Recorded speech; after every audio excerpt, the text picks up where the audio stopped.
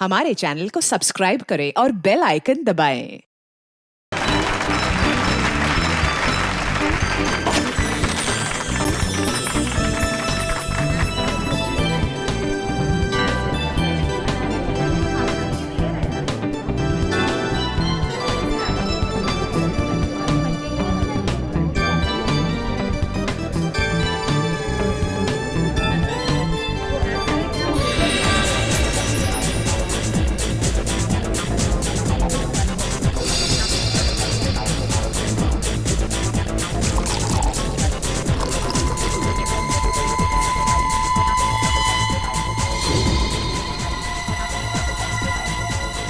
रुको सपना, क्या कर रही हो तुम? कुछ नहीं, सासू माँ को जूस दे रही हूँ। जूस दे रही हो या जहर दे रही हो? बेटा ये तुम कैसी बातें कर रही हो? मम्मी जी आप इसी से पूछिए, इसने अभी अभी आपके जूस में क्या मिलाया है? सपना बताओ, तुमने अभी अभी जूस में जहर मिलाया है ना? मैंने इनके जूस में दवाई मिलाई है ब्लड प्रेशर की। लो, फिर से हमारा फैमिली ड्रामा शुरू हो गया। अच्छा, ब्लड प्रेशर की दवाई? तो फिर पी के दिखाओ इस जूस को। मैं क्यों पीऊं? भाभी, आप ये कैसी बात कर रही हैं? आप हमेशा सपना के पीछे हाथ धोकर क्यों पड़ी रहती हैं? प्लीज एक सेकंड। सपना, क्या तुम्हें मम्मी जी ने कहा था जूस में दवाई मिलाने को? नहीं। तो फिर क्यों मिलाई जूस में दवाई? एक मिनट मैं 2 मिनट का बाथरूम चला गया, आप लोगों ने वर्ल्ड वॉर 3 शुरू कर दी। मैंने ही इससे कहा था जूस में दवाई मिलाने के लिए। सपना आज का डोज भूल गई थी, तो मैंने कहा जूस में मिला दो। मुझे बहुत खुशी होती है ये देखकर कि मेरा परिवार मेरा कितना ख्याल रखता है, कितनी फिक्र है सबको मेरी। चलो मुझे जूस दो। I am sorry ladies and gentleman, please enjoy the party. Music please louder.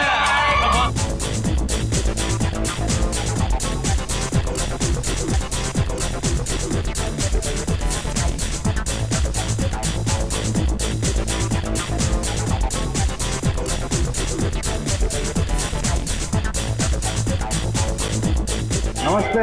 नमस्ते। मैं कैसे हैं आप? प्रतीक जी मैं बिल्कुल ठीक हूँ, आप कैसे हैं? बस मैं ठीक हूँ। आप कुछ ले नहीं रहे हैं? मैं आपके खाने के लिए कुछ मंगाती हूँ। सरोज। नहीं, आप तकलीफ मत लीजिए, मैं खुद जाकर ले लूंगा। श्योर। या it's okay, fine. Hi.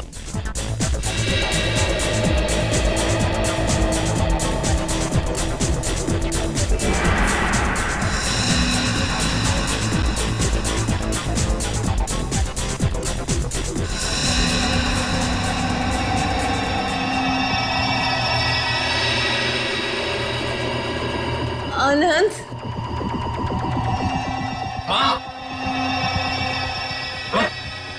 Mummy ji क्या हुआ आपको? मम्मी जी, मम्मी जी।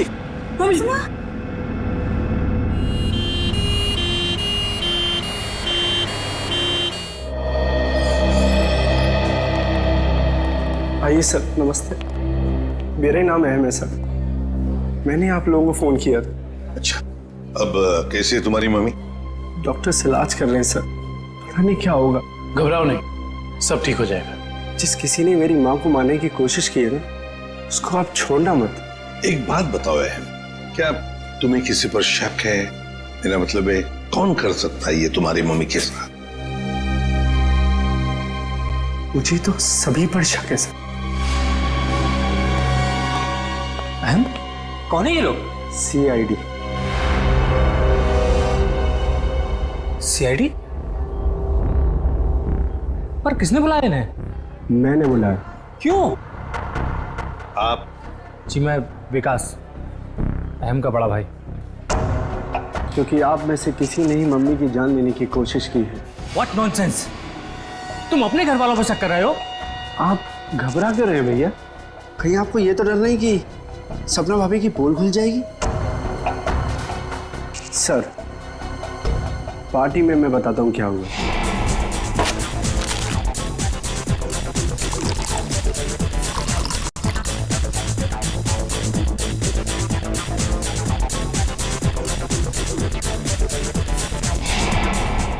तुम्हारी सपना भाभी पर शक है तुम्हें? Yes sir. सपना कहाँ है? सपना हॉस्पिटल नहीं आई, वो घर पर ही है। वैसे आप कौन है? जी मैं काव्या। हमारी भाभी है सर। सर हम बच्चा है, ये आप लोगों को बहका रहा है सर। विकास जी, हम सीआईडी वालों को कोई बहका नहीं सकता, समझे? कहाँ है आपकी मम्मी? मम्मी ऊपर आईसीयू वार्ड में है।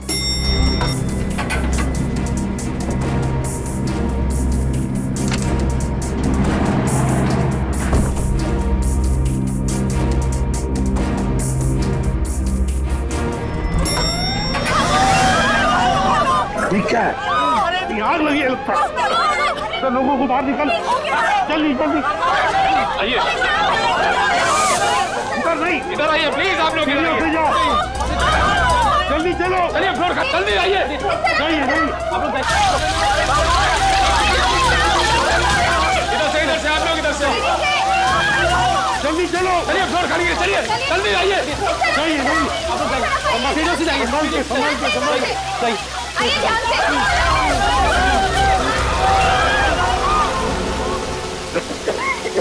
निशांत, ये कोई आग वाला धुआं नहीं है, इसकी गंदी कुछ अलग है। ये धुआं किसी और चीज का है, किसी केमिकल का।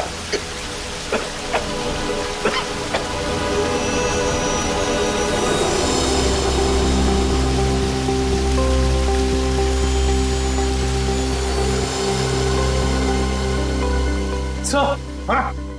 आपका अंदाजा सही था, ये देखिए smoke bomb. My God, sir कहीं ये स्मोक बॉम्ब फायर अलार्म बजाने के लिए तो नहीं डाला गया था? आश्रया, फायर अलार्म बजाने के लिए ही स्मोक बॉम्ब लगाया गया था। मालिनी का कमरा ढूंढो जल्दी।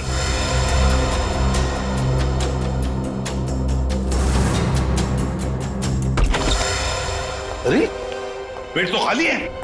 ये मालिनी जी कहाँ चली गए होंगे? ऐसा लगता है मालिनी जी जान खतरे में। स्टाफ को बुलाओ, हॉस्पिटल के वार्ड में से एक मरीज गायब होता है और किसे कुछ पता नहीं। वाह, हम भी क्या करते साहब, जब हॉस्पिटल में भगदड़ मची तो हम अपनी जान बचाने के लिए यहाँ से भाग गए। क्या तुम लोग जान बचाने के लिए भागे, मरीज को ऐसे ही छोड़कर? शर्म नहीं आई तुम्हें? सर ये अचानक कैसे हुआ पता भी नहीं चला। हम मालिनी जी के परिवार वालों को बताने ही वाले थे कि उनकी मौत हो गई है। पर क्या उनकी मौत हो चुकी है? जी सर इसका मतलब किसी ने मालिनी जी की लाश को गायब किया। और सर ये काम किसी हॉस्पिटल के बाहर वाले का नहीं हो सकता। सर आपसे एक रिक्वेस्ट है, ये बात आप अपने तक ही रखिएगा। अगर मीडिया वालों को मालूम पड़ा तो हमारी इज्जत और हॉस्पिटल की इज्जत मिट्टी में मिल जाएगी। सर चुप रहिए प्लीज सर, प्लीज चुप रहिए प्लीज। लाश गायब हुई है हॉस्पिटल से और आपको अपनी और इस हॉस्पिटल की इज्जत की पड़ी है। हाँ?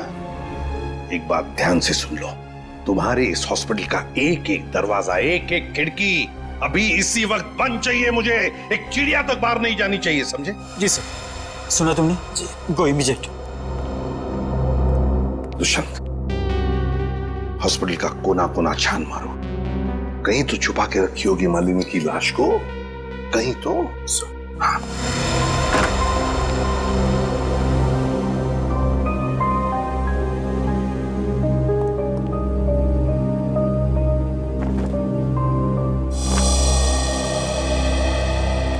जरा एक बात बताइए, आपके मम्मी के साथ कमरे में कोई था उनकी देखभाल के लिए? जी सर, मेरे पति आनंद वहीं पर थे। आप मम्मी के साथ थे? तो फिर ये सब हुआ कैसे?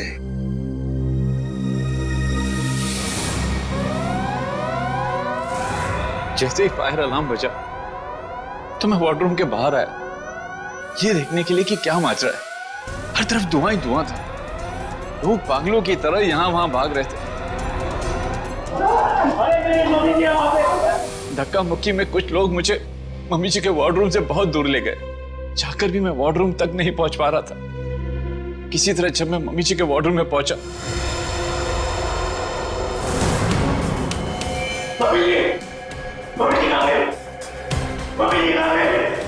तो मम्मी जी वहां पे थी ही नहीं। सर प्लीज प्लीज मम्मी जी को ढूंढ निकाली। सर हर जगह चेक कर लिया, मालिनी जी की लाश कहीं पर भी नहीं है। और सर मॉर्ग में भी चेक किया, लाश वहां भी नहीं।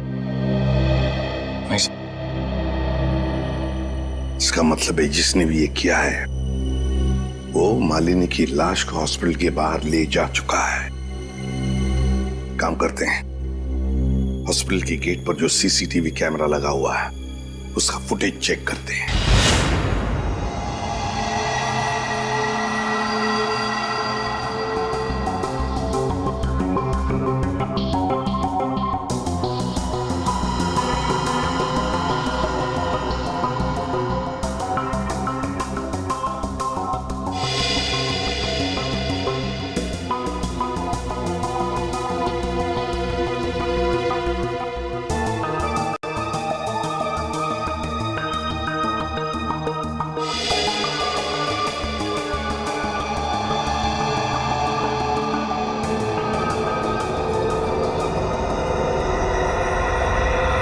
ये देखो, एक झटके में गाड़ी रिवर्स हो गई और हॉस्पिटल के बाहर भी निकल गई। जरूर मुजरिम मालिनी को इसी गाड़ी में लेकर गया होगा। एक मिनट जरा इस फुटेज को रिमाइंड कीजिए, हमें कार का नंबर चाहिए। पॉज करो, जूम इन करो। XYZ5139। सर आप सही कह रहे हैं, या मुजरिम मालिनी जी को इसी गाड़ी में लेके गया होगा। निखिल, काम करो, कंट्रोल रूम में फोन करके इस गाड़ी का डिस्क्रिप्शन दे दो और उनसे कहो जहां पर भी ये गाड़ी देखे हमें इन्फॉर्म करें लोकेशन। और ये गाड़ी ये तो आग लग गई है।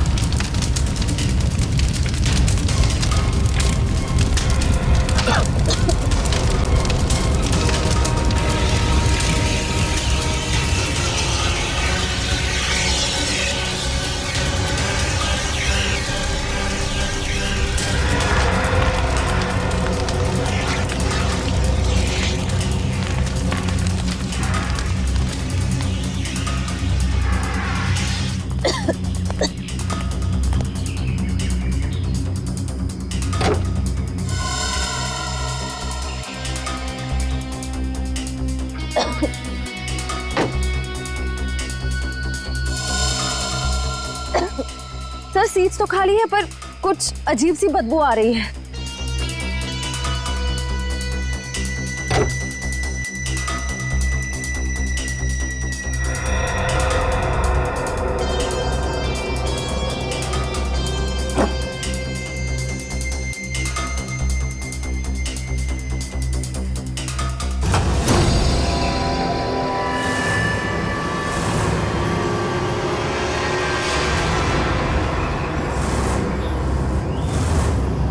सर ये लाश तो जल चुकी है। शायद सबूत मिटाने के लिए उन्हीं ने मालिनी जी की लाश को जला दिया। आप इतने यकीन से कैसे कह सकते हैं कि ये लाश मेरी मां की है? इसका चेहरा तो बुरी तरह जल चुका है। देखिए,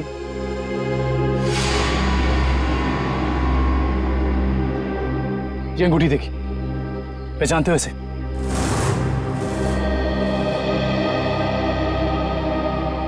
तो मेरी मां की अंगूठी।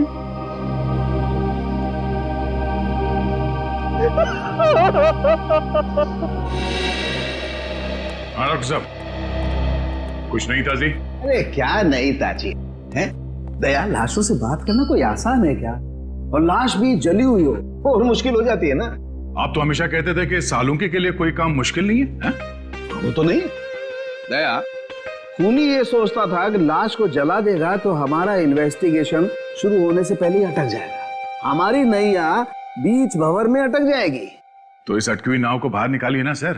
हैं? आप कुछ ना कुछ रास्ता तो निकाल ही लेंगे आप। आपको पता है फ्रेडी आपके बारे में क्या बता रहा था? फ्रेडी क्या कह रहा था मेरे बारे में? नहीं, ऐसा कुछ खास नहीं। वो कह रहा था कि डॉक्टर सालुंकी की उम्र हो गई। अब बहुत ज्ञान है आपको। हाँ देखो दया, जो लोग मेरे संन्यास लेने के बारे में सपने देख रहे हैं ना, उन्हें जाके बोल दो अपनी नींद से जाग जाए। मैं संन्यास नहीं लेने वाला हूँ ना, मैं तो इस केस को सॉल्व करने के बाद स्विट्जरलैंड जाने वाला हूँ। कहाँ जाने वाला हूँ? स्विट्जरलैंड। एग्जैक्टली। हम भी चलेंगे आपके साथ स्विट्जरलैंड, पर पहला कदम तो उठाइए इस केस को सुलझाने की ओर। पहला कदम तो उठ चुका है भाई। अच्छा, ये देखो, ये देख लो, ये क्या है? ये सर बॉडी जलने की वजह से हो गया है? जी नहीं, ये बॉडी को फिनाइल से धोने की वजह से हो गया। क्या इस लाश को फिनाइल से धोया गया? हाँ, खूनी ने लाश को अस्पताल से गायब करने से पहले उसको फिनाइल से अच्छी तरह से धोया ताकि लाश का केमिकल कंपोजिशन ही बदल जाए। खूनी ने हर कदम इसी मकसद से रखा है ताकि हमारे रास्ते में ज्यादा से ज्यादा कठिनाइयां आ सके। इस लाश को पहले फिनाइल से धोया और फिर इसे आग लगा दिया? जी हाँ। और सबसे पहले क्या जलाए? सबसे पहले जलाए बाल, क्योंकि बालों में सबसे ज्यादा और सबसे पहले असर होता है जहर का। सर काव्या ने बताया था ना कि शायद जहर सपना ने दिया है मालिनी जी को। हाँ, इसीलिए तो जला दिए ना भैया, सबसे पहले बाल, क्योंकि जहर दिया था। मतलब ये सब सपना का ही काम है।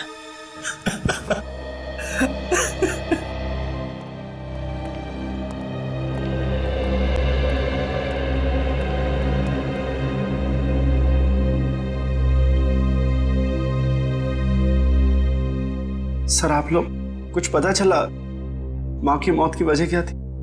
जी नहीं, मगर बहुत जल्द पता चल जाएगा। पता तो चल गया है ना सर, सपना ने ही जूस में जहर मिलाया था। बस कीजिए भाभी, इनफ।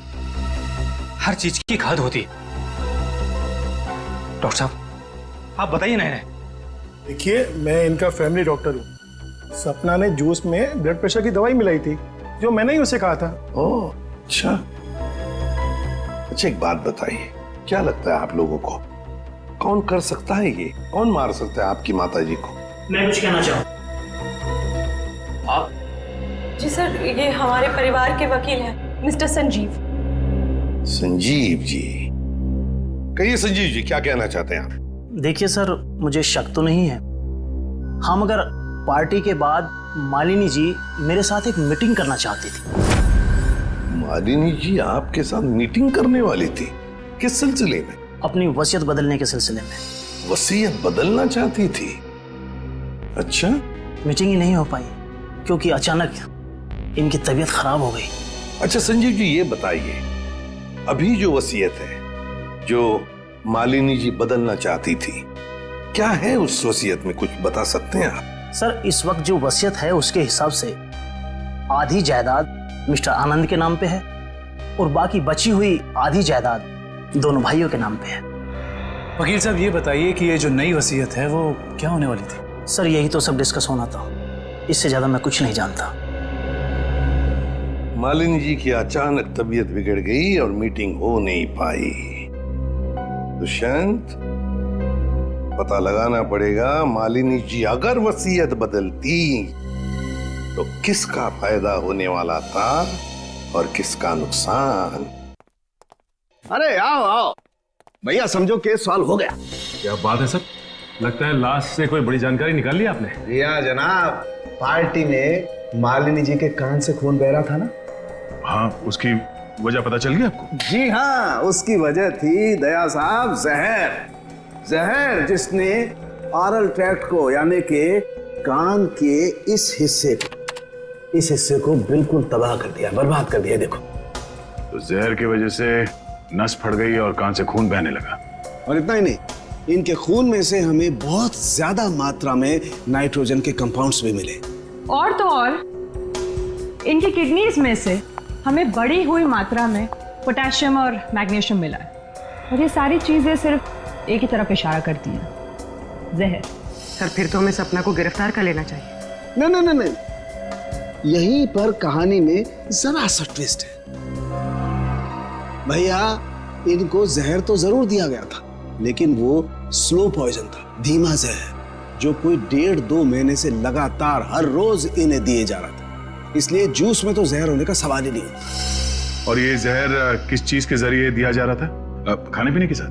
यार दया, ये गुत्थी थोड़ी सी उलझी हुई है, बट वाई फियर व्हेन सानू इज हियर? तुम चिंता मत करो, इस जहर से भी मैं सच उगलवा के रहूंगा। ठीक है सर, आप इस जहर से सच उगलवाइए, तब तक मालिनी के घर वालों से सच उगलवाते हैं। क्योंकि वो जूस जो सपना ने मालिनी जी को दिया था उसमें जहर नहीं था। मालिनी जी की मौत स्लो पॉइजनिंग से हुई है। स्लो पॉइजनिंग, धीमे धीमे असर करने वाले जहर की वजह से, जो उन्हें 45 दिन तक रोज लगातार दिया गया था। धीमा जहर? मां को मारने की इतनी बड़ी साजिश? जी, और ये साजिश किसी आसपास वाले की है जो उनके खाने के साथ, उनकी दवाइयों के साथ छेड़खानी कर सकता था। सर, चाय लीजिए आप लोग। थैंक यू, आप लीजिए।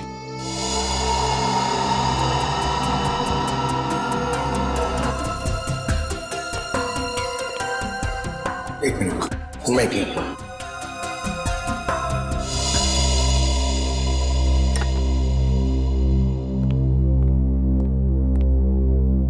एक बात बताइए, मालिनी जी को रोज दवाई कौन देता था? सर, उन्हें दवाइयां सपना ही दिया करती थी। अच्छा। हाँ, मैं ही उन्हें दवाइयाँ दिया करती थी, पर कभी कभार सासू माँ अपनी दवाइयाँ खुद लिया करती थी, कभी आयुर्वेदिक की तो कभी न्यूरोपैथिक की। तो सपना जी, आपके कहने का मतलब ये है कि जहर शायद मालिनी जी की खुद की ली हुई दवाओं में था?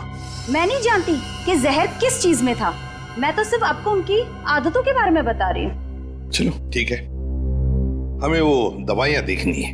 चलिए सर, मैं आपको माँ का कमरा दिखाता हूँ। चलिए।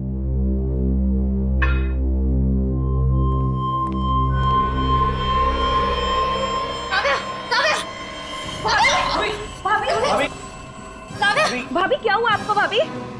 सांस लेने में दिक्कत हो रही। सुरेश, पानी लाओ। अरे पानी लाओ।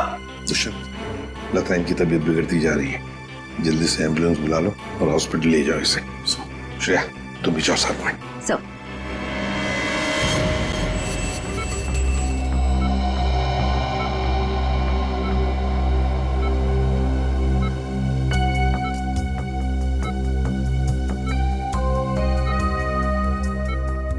जी डॉक्टर साहब, कैसी तबीयत है काव्या की और हुआ क्या है इन्हें? फिलहाल तो हम इनके बेहोशी की वजह समझने की कोशिश कर रहे हैं, बट डोंट वरी, खतरे का कोई निशान दिखाई नहीं दे रहा। इन्हें जल्दी होश आ जाना चाहिए। Thank God. वैसे भी सासू माँ के मौत के सदमे के बाद हम उभर नहीं पाए। कम से कम काव्या भाभी को कुछ नहीं होना चाहिए। डॉक्टर साहब, इन्हें जैसी होश है हमें बता दीजिएगा। या श्योर। Thank you.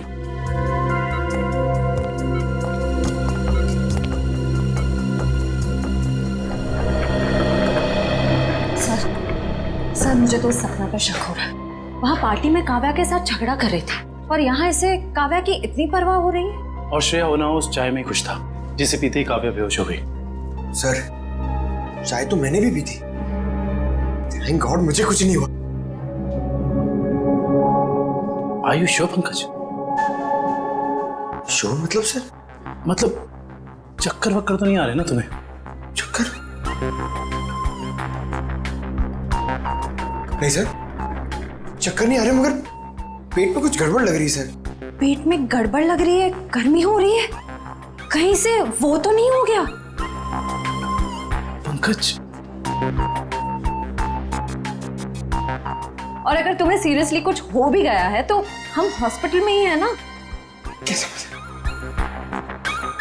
अजीब बात है, ये काव्या का पति आनंद अभी तक आया नहीं। पंकज, उसका नंबर ट्राई करो।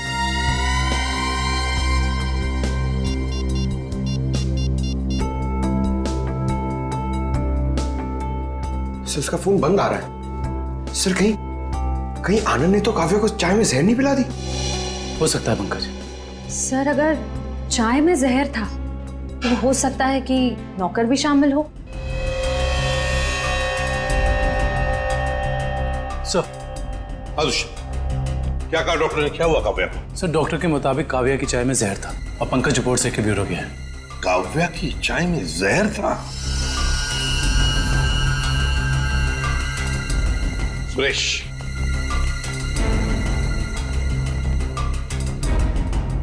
बताओ सुरेश, चाय में जहर कहां से आया? चाय में जहर कहां से आया? मैंने कहा था जहर डालने के लिए, ना मैंने डाला सर। सब पता चल जाएगा। एक बात बताओ, जब तुम चाय लेकर आए थे तो चाय कहीं पर रख दी थी और कुछ दूसरे काम के लिए गए थे? हाँ साहब, याद आया। मैं सुबह जब चाय लेकर आ रहा था तो आनंद साहब ने मुझे कुछ खाने के लिए लेकर आने को कहा। अरे सुरेश, सिर्फ चाय? कुछ नाश्ता भी ले जाओ। कल रात से किसी ने कुछ भी नहीं खाया। जाओ। जी साहब।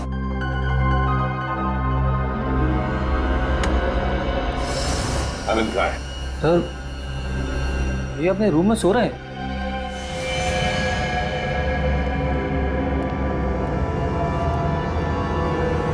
कहाँ है आनंद? आनंद तो है ही नहीं कमरे में। पता नहीं सर, अभी तो भैया यहीं सो रहे थे। फोन करके बुलाओ।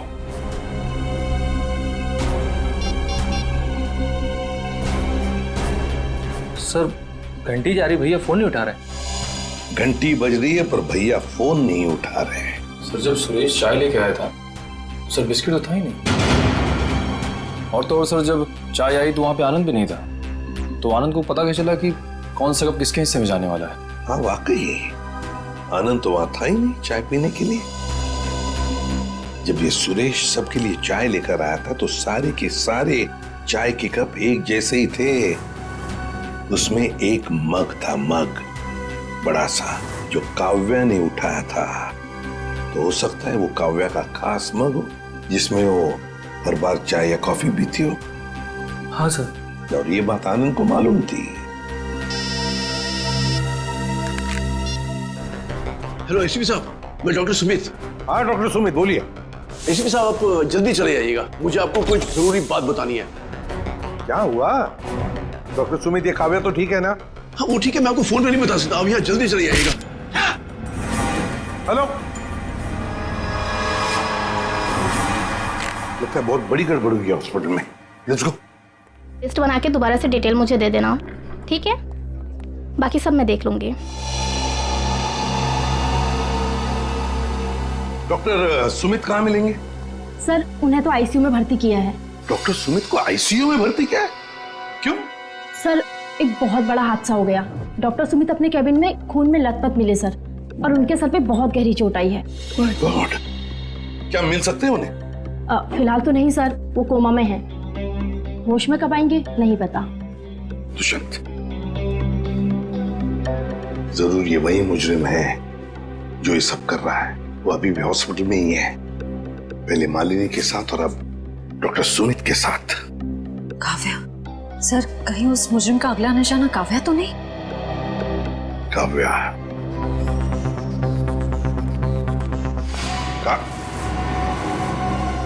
काव्या कहाँ चली गई सर? कहीं काव्या को भी तो गायब नहीं किया उसने? श्रेया, ये जो भी कोई है, अगर इसने काव्या को भी गायब किया तो वो हॉस्पिटल के मेन गेट से ही बाहर जा सकता है। और सर, शायद डॉक्टर सुमित को भी उस खूनी के बारे में पता चल गया होगा, इसलिए उन पर भी हमला हुआ।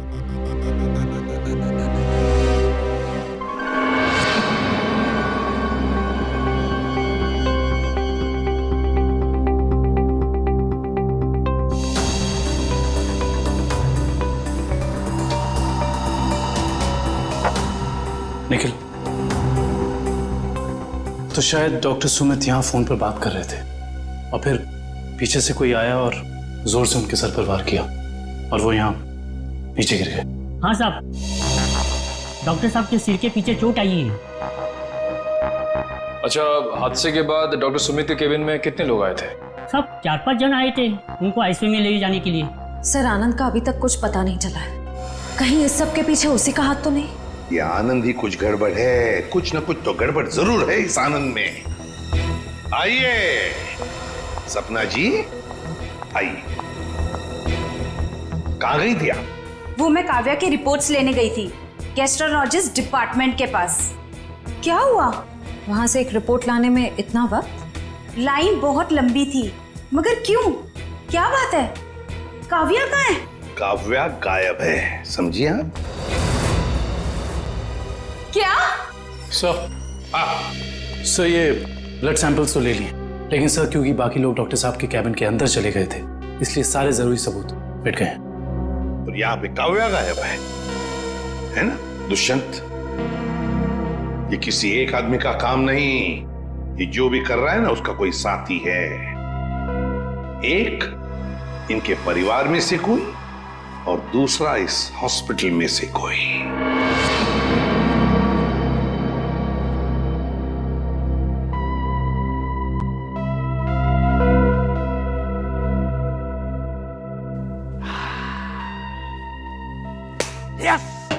Yes eureka.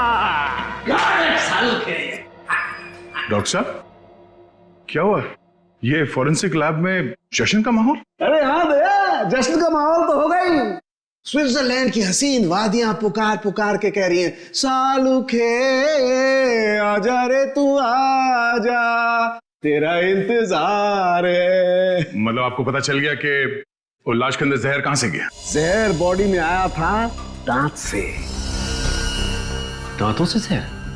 हाँ सचिन, मालिनी ने 2 महीने पहले ही अपने दांतों का रूट कैनल करवाया था और इस ऑपरेशन के दौरान उसके दांतों में जो मर्क्यूरी का इस्तेमाल किया गया था वो मात्रा में बहुत ज्यादा थी।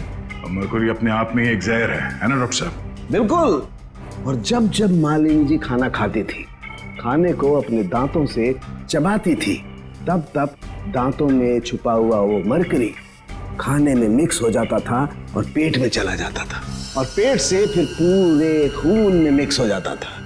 यही है वो स्लो पॉइजन जिससे वो बेचारी बेमौत मारी गई। सर हो सकता है कि डेंटिस्ट ने सब जानबूझ के ना किया, गलती हो गई उससे, मे बी मेडिकल नेग्लिजेंस। नहीं सचिन, ये मौत एक हादसा होता तो लाश को जलाया नहीं जाता।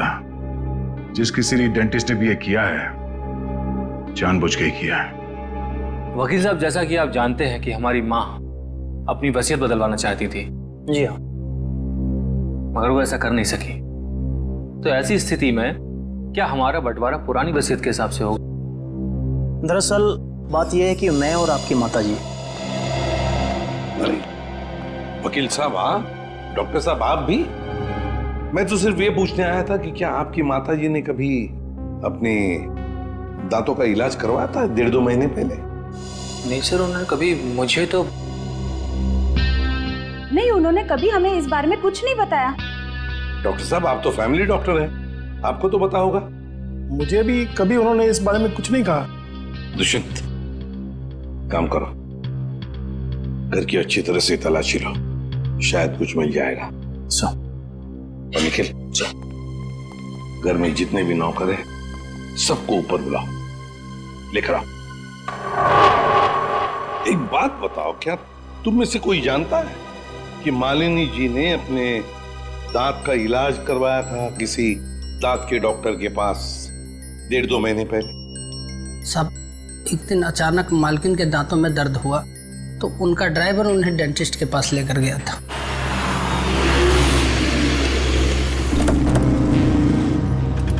सर यहीं पे छोड़ा था हमने उन्हें। उसके बाद किधर गई वो तो मालूम नहीं मुझे। ठीक है, आसपास जितने भी डेंटिस्ट है ना सब चेक कर लेते हैं। तुम लोग उधर देखो।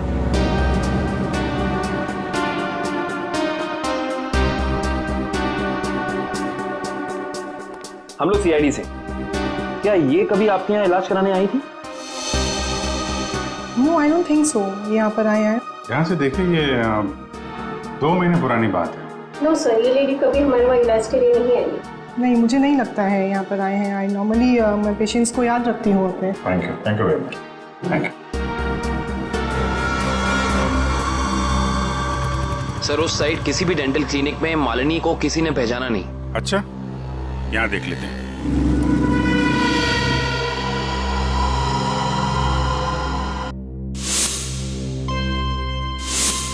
सीआईडी वाले आ गए। तुम्हें मालूम है ना तुम्हें क्या करना चाहिए?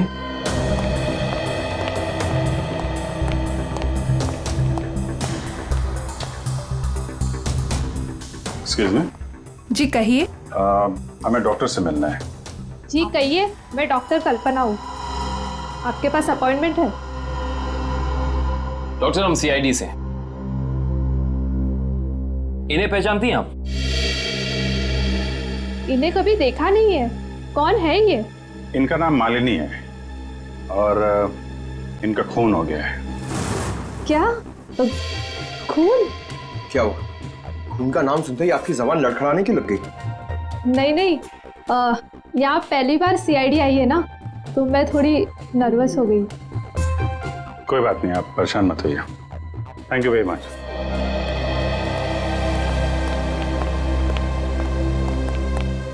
अरे सर, आप लोग अभी तो आज इतनी जल्दी जा रहे हैं? डॉक्टर प्रतीक ने ठीक से इलाज नहीं किया क्या? डॉक्टर प्रतीक? यहाँ तो कोई लेडी डॉक्टर है ना? No no, no lady, no lady, only gents, only gents, doctor Prateek. अच्छा अच्छा।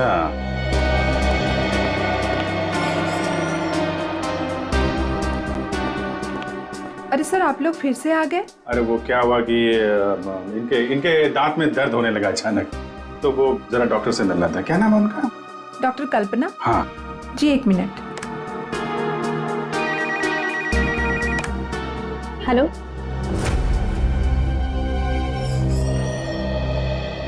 क्या हुआ सर? मेरे दांत में बहुत दर्द है, मगर मुझे एक जेंट्स डॉक्टर चाहिए।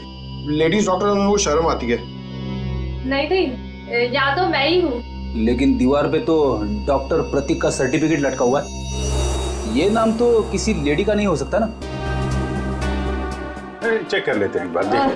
सर, कहाँ जा रहे हो आप? डॉक्टर प्रतीक। डॉक्टर प्रतीक,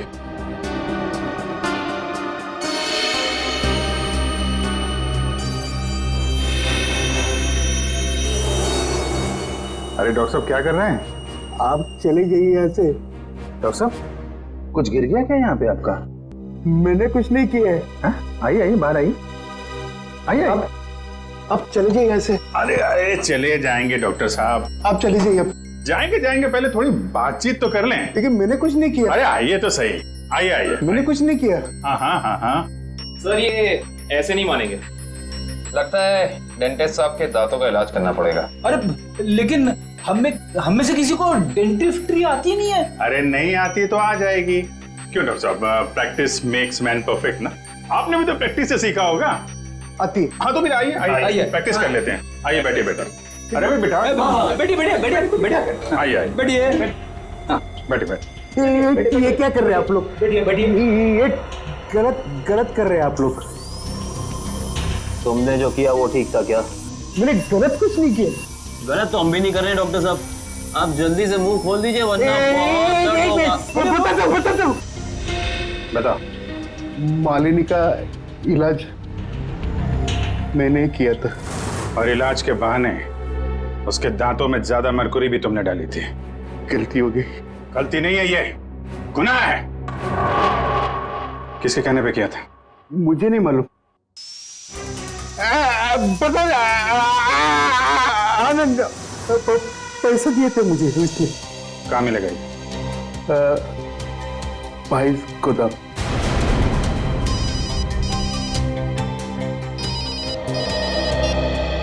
हाँ डॉक्टर साहब के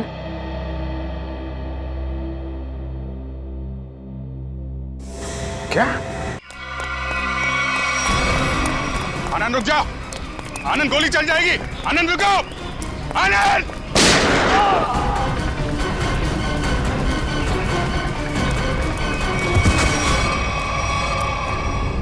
देखो आसपास, इसने काव्य को कहां छुपा रखा है?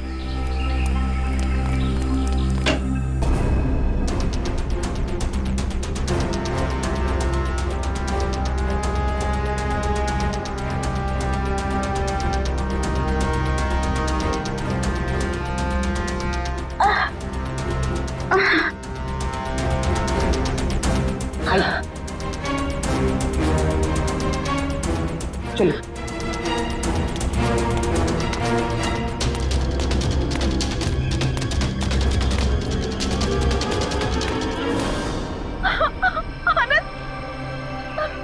ये क्या किया आप सबने? मेरे पति को मार डाला। आनंद उठो। सर, इनके प्यार को तो देखकर ऐसा लगता है कि अगर इन्हें ऑप्शन दिया जाए कि ये मर जाए और इनका हस्बैंड जिंदा हो जाए तो वो ऑप्शन जरूर ले लेंगी। क्यों नहीं सर, ये तो एक भारतीय नारी का फर्ज है ना। पर अफसोस मेरे पति खुद ही मुझे जिंदा नहीं देखना चाहते थे। ये तो भगवान का शुक्र है कि मेरी चाय में जहर थोड़ा कम था, वरना आज आपको यहाँ मेरी लाश मिलती अभिजीत, काव्या की चाय में जो दवाई के ट्रेसेस मिले हैं उससे किसी की जान नहीं जा सकती। एक मिनट, आपको कैसे पता चला कि आपकी चाय में जहर कम था? वो सर अभी आप ही ने तो कहा। अरे हमने कब कहा? हाँ याद आया, आनंद ने बताया था। हाँ? आनंद कैसे बताएगा? आनंद बेचारा तो खुद ये बात नहीं जानता था। ये बात जानती थी तो सिर्फ एक औरत, और वो औरत तुम हो काव्या। आनंद, तुम जिंदा हो, मेरे साथ इतना बड़ा धोखा।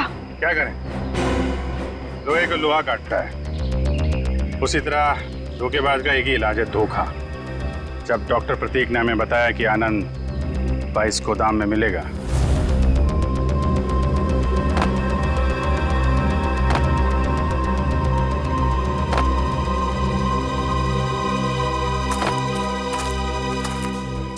तो हमने यहाँ पहुंचकर देखा कि वो बेचारा बंधा पड़ा है। उसके हाथ पांव खोले तो उसने अपनी आप बीती सुनाई।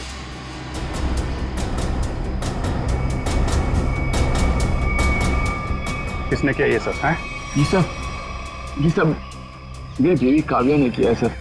हाँ, कहीं कहीं छुपी हुई है।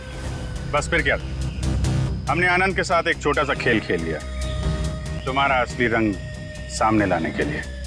तो ये सब ड्रामा था, लेकिन असली ड्रामा तो अब शुरू होगा। पीछे मुड़ के देखो।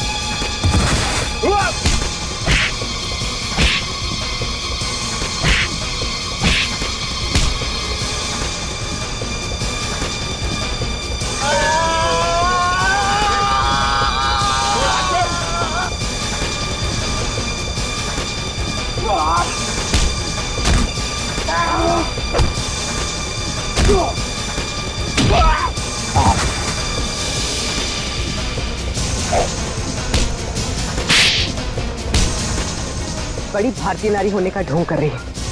तुम जैसी नहीं होती भारतीय नारी।